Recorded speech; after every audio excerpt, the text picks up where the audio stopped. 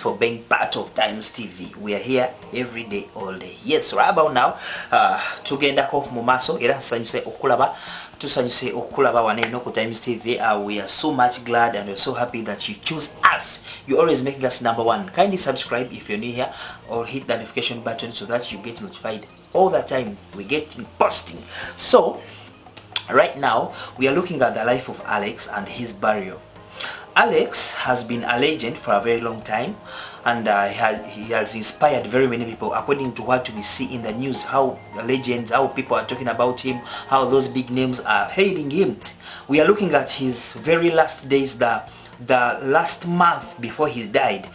We caught up with his neighbor, with his immediate neighbor, and he had this to say. He had a lot of things to say, but there is something. He made a caution which is going to everyone, that inspires people, that has a big name, and those people who are living in society but they don't know the kind of society they are living in. According to his neighbor called George Wavieyo, for the past 1 year or so, I saw the late DJ Alex Ndawula every day. He moved into the apartment opposite my studio and went quite a lot of time on his balcony with his hands on the rails. He was always looking down into the studio's front yard from his vantage point on the second floor of those apartments. Sometimes a visiting acquaintance would notice him and ask, "Is that DJ Alex Ndawula?" I would reply in affirmative and then spend the next few minutes trying to dodge their questions. Now, George is taking us through the very last days of Alex, how Alex lived his life, how Alex was abandoned, how everyone that used to be in his clique abandoned him, his friends abandoned him, he didn't have a job, and he was always standing alone in his last days.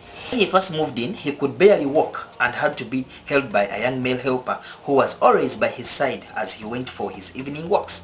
In time, you could see improvement in his steps, but they were still uncoordinated, slowed, and reminiscent of a baby's first steps. I never knew him in person, so I respected boundaries, and most of the time just met his empty gaze and darted my eyes toward something else. But he was always there, religiously. That was Alex Ndawula. He was always there. He was alone with only one person, staying in an apartment on a second floor.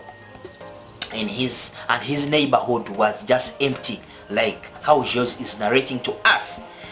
He rarely had visitors, and if he did, I would notice because even from where I sit, I could easily see what's going on in the opposite side of the road through a window. And he never had friends visiting him in his last days.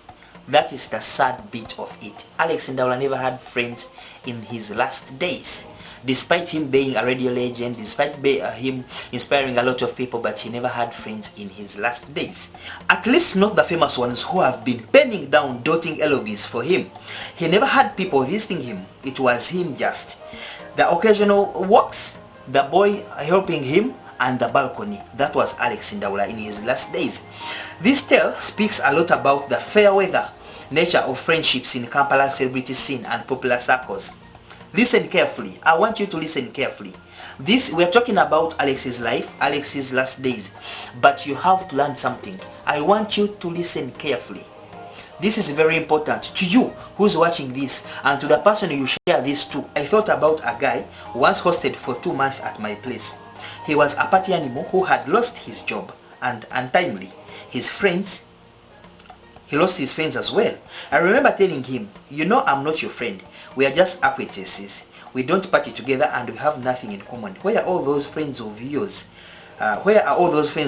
Used to go on road trips with? Shouldn't they be the ones helping you right now?" He never answered back.